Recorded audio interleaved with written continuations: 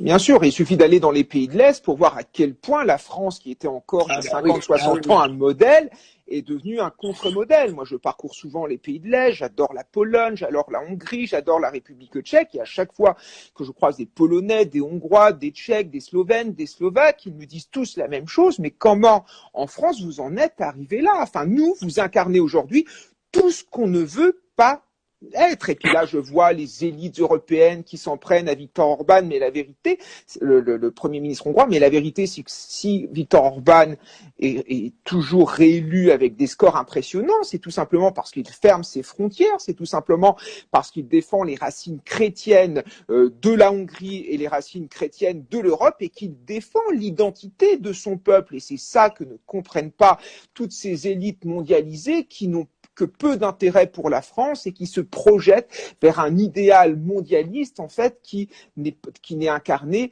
par aucun peuple. Donc ne penses-tu pas que l'avenir de l'Europe peut également se jouer à l'Est et se jouera à l'Est? Ah ben, au vu des hommes politiques élus là-bas, ou même au vu de certaines réactions, quand on voit après l'attentat de Vienne, les réactions de Kurz, 2 jours après, les mesures étaient prises et des mesures bien prises et efficaces, etc.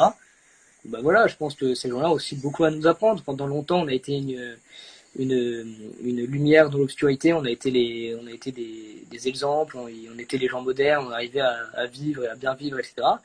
Aujourd'hui, le fait est que ces gens-là ne sont peut-être pas comme nous surdéveloppés sur tous les points de vue, et encore que je suis pas sûr qu'aujourd'hui on vit forcément mieux à Budapest, à Bucarest ou je ne sais où en Europe de l'Est qu'en France. Mais je pense qu'on a beaucoup à apprendre d'eux. Eux, on sent qu'ils ont vécu ce que c'était un état totalitaire, un vrai état totalitaire il y a encore très peu de temps.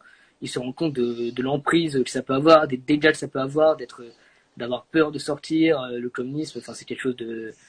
Enfin, je pense qu'il faut le vivre pour s'en rendre compte, mais voilà, eux ils en sortent tout juste, ils sont en train de remonter la pente, et ils pensaient nous rejoindre en fait, alors qu'ils sont en train de nous doubler. Alors qu'ils